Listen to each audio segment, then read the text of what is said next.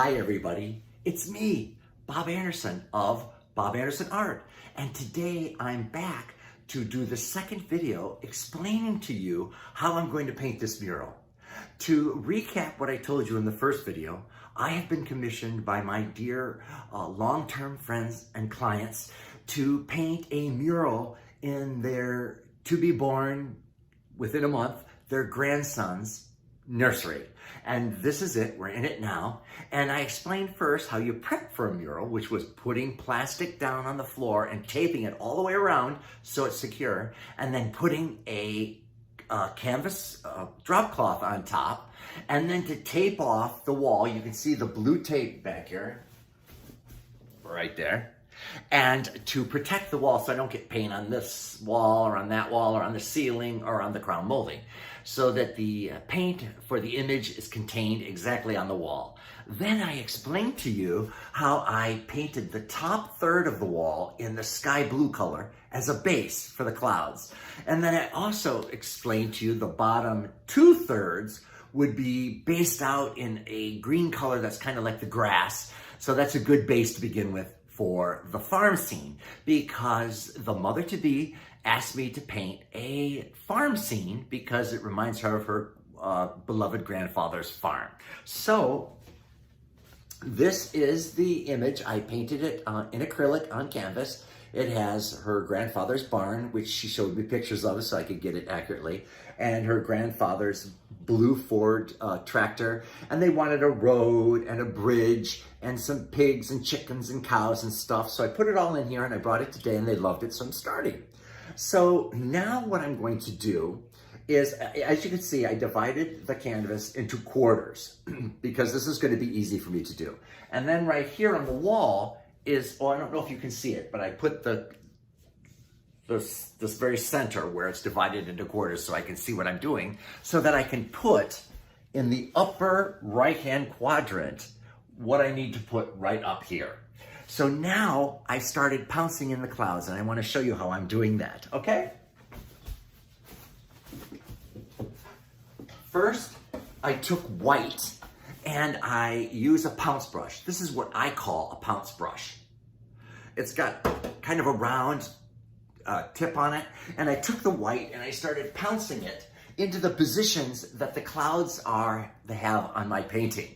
So now I'm going to start putting in the little shadows, the darker gray areas in the clouds, and I want to show you how I do that.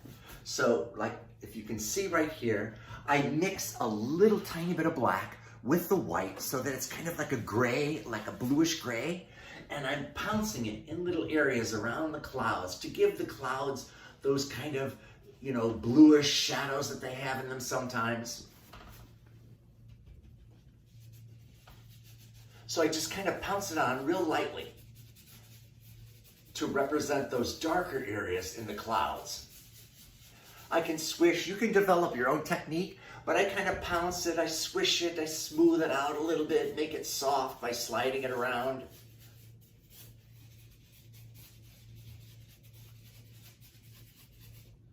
And then this adds that darker shadow that the clouds will have in the sky, the darker bluish gray.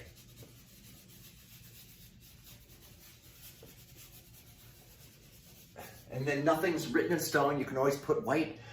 It's a kind of a process of going, for me, it's kind of a process, going back and forth between putting white on and then putting a little gray, and then maybe I'll pounce back over edges of the gray and soften it down.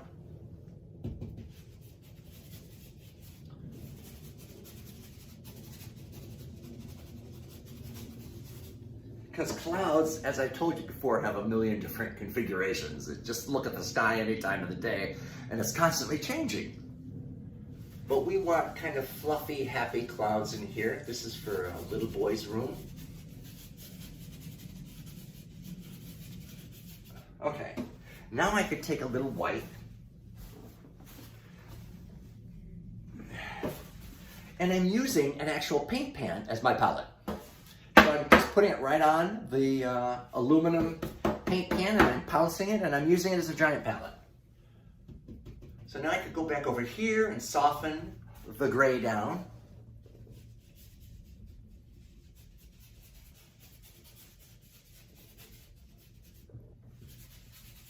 and just kind of tuck it, because clouds have these little, areas where there's the grayish blue tucked here and there, giving kind of clouds like a definition, a little depth. And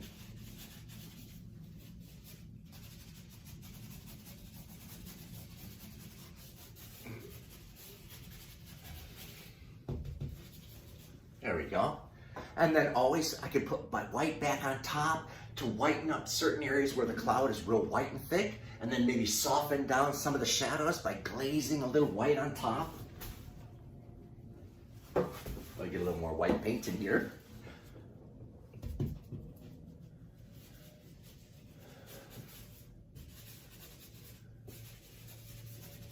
And that's how I do clouds.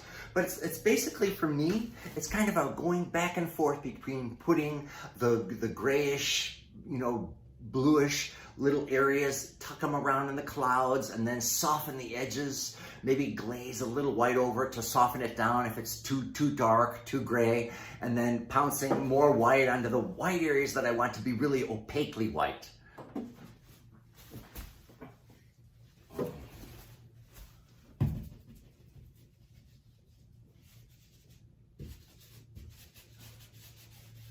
Like that, see? Okay, so that's the video for now. I'll be back to explain more later. Thank you.